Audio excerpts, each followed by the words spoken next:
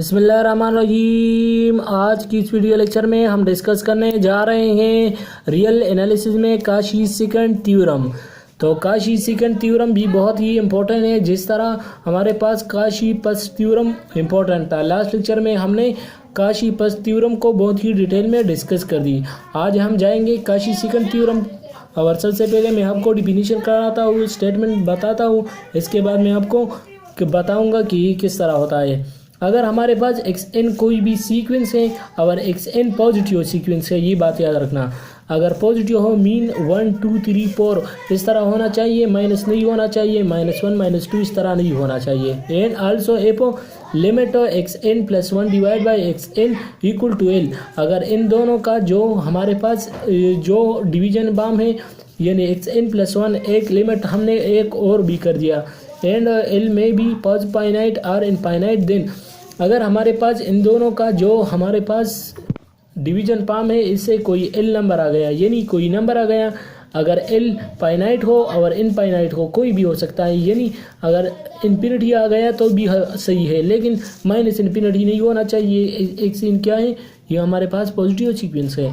तो ये बात इंपॉर्टेंट है, यहाँ पर ये बात याद रखनी चाहिए कि अगर xn पर हम लिमिट पुट कर दें और हो हमारे पास एल आ जाए, तो वो हमारे पास काशी-सीकेंट थ्योरम होगा।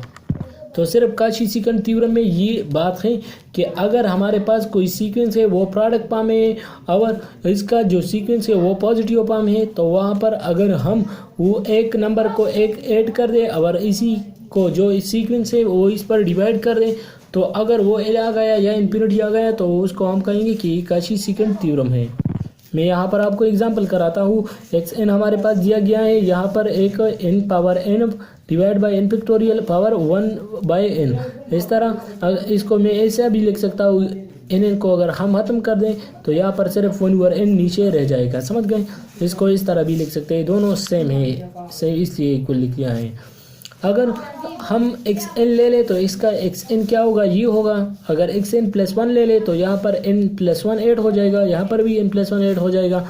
अब क्या करेंगे, इसको मैं ऊपर लिखूँगा। तो अगर मैं इसको ऊपर लिखूँगा तो जब ये ऊपर जाएगा तो ये हमारे पास यहाँ पर नीचे हमारे पास नीचे क्या लगाऊंगा, ये वाला।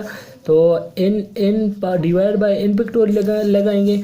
क्यों लगाएंगे, जिस तरह मैंने आपको बता दिया कि अगर xn + 1 डिवाइड करेंगे xn पर और इसका लिमिट में लास्ट में बताऊंगा कि किस तरह आएगा। तो यहाँ पर ये नीचे आ गए, ये दोनों नीचे आ गए। अगर मैं इसको ऊपर कर दूँ तो यहाँ पर n पिक्टोरियल n + 1 ये दोनों ऊपर हो जाएंगे। तो यहाँ पर सिर्फ हमारे पास n + 1 है, n पावर भी n है, और यहाँ पर +1 है।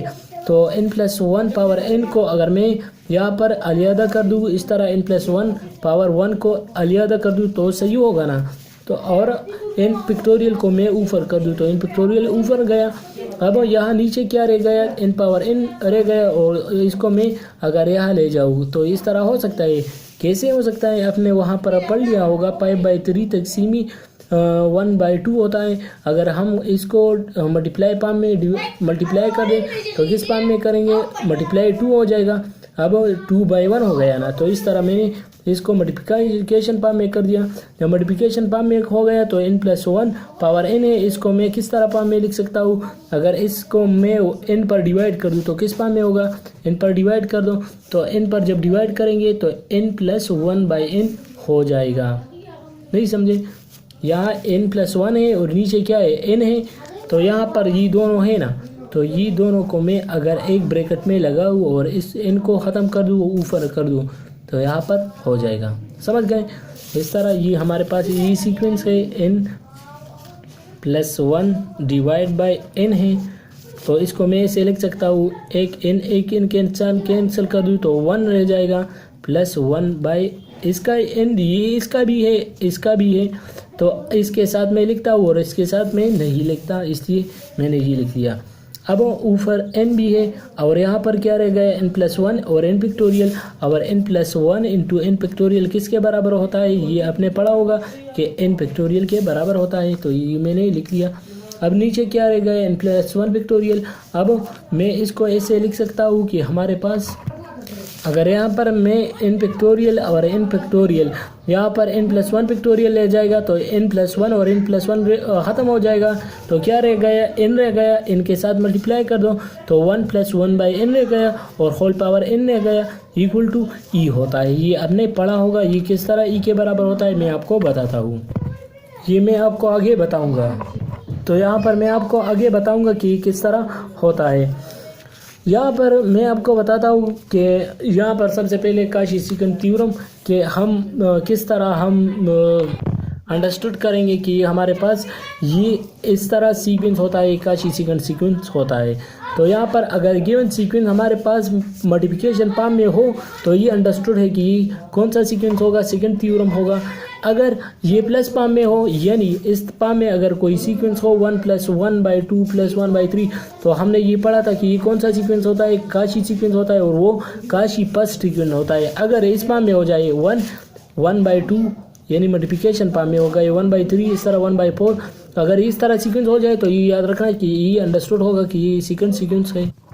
तो यहाँ पर ये बात याद रखना, यहाँ पर मैंने वही लिख लिया है, अगर मल्टीप्लिकेशन फॉर्म में हो तो वो हमें इस तरह तरीके से करूँगा। तो ये बात इम्पोर्टेंट है, ये याद रखना, समझ गए।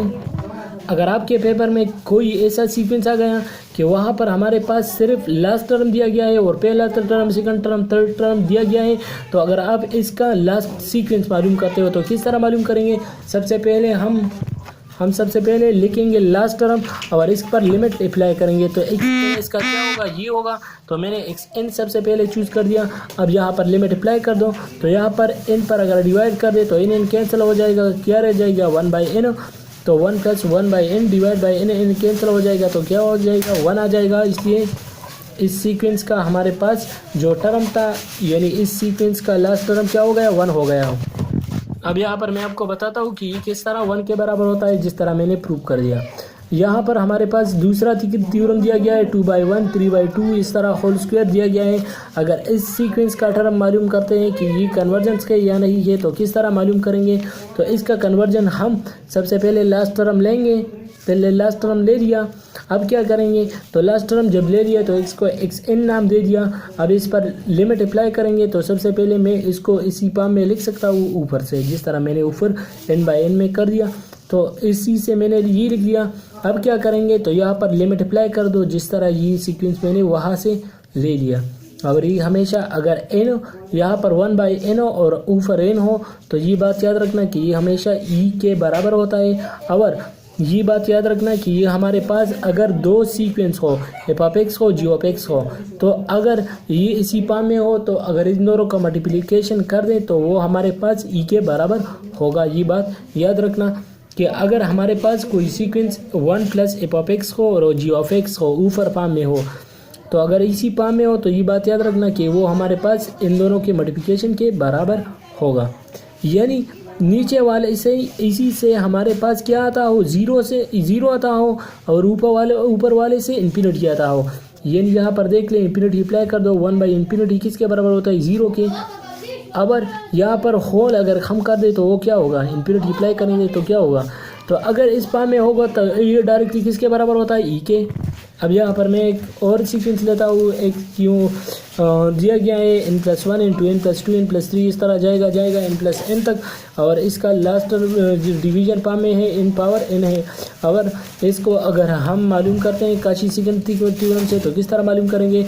सबसे पहले हम xn+1 लिखेंगे, यहाँ पर xn हमारे पास दिया गया है तो किस तरह मालूम करेंगे, xn+1 ऊपर लिखेंगे, नीचे xn लिखेंगे, तो ये मैंने लिख लिया है।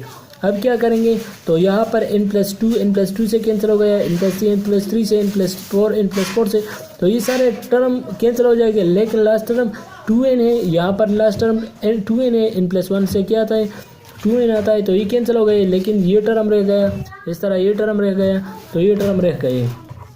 अब क्या करेंगे, तो लास्ट टर्म हमारे पास ये 2 टर्म रह गए थे और नीचे हमारे पास ये रह गया, तो जब मैंने ऊपर कर दी यानी 1/n फॉर्म में था तो इसको मैंने मल्टीप्लिकेशन फॉर्म में ऊपर कर दिया। अब क्या करेंगे, तो ऊपर हमारे पास ये रह गया। अब इस पर लिमिट क्या अप्लाई करेंगे, किस तरह अप्लाई करेंगे, तो मैंने आपको बताया है कि अगर पहले टर्म को हम इन पर डिवाइड कर दें, इसको इन पर डिवाइड कर दो पहले टर्म को, तो जब इन पर डिवाइड कर देंगे तो हमारे पास ये इस तरह रह जाएगी, तो ऊपर सब हमारे पास सिर्फ 2 रह जाएगा। जब इस पर लिमिट अप्लाई करेंगे तो ये 0 हो गया, ये भी 0 हो गया, यहाँ पर भी 0, यहाँ पर भी 0, तो ये 2 आ गए, 2 द 4 हो गया। अब दूसरा टर्म हमारे पास यहाँ पर एक और रह गया था, n × n+1, ये सिर्फ रह गया था। अब इस पर अगर हम लिमिट अप्लाई करेंगे तो जब यहाँ पर लिमिट अप्लाई करूँगा तो ये भी इस तरह फॉर्म में आ जाएगा। तो इसका जो लास्ट टर्म है मैंने आपको बता दिया है कि ये के बराबर होता है, तो ये हमारे पास ये इसका लास्ट टर्म हो गया। तो आज हमने ये काशी-सीकंट थ्योरम पढ़ ली। तो अगर आपको ये वीडियो पसंद आ गई तो प्लीज़ लाइक करें, शेयर करें अपने दोस्तों के साथ। Thanks for watching.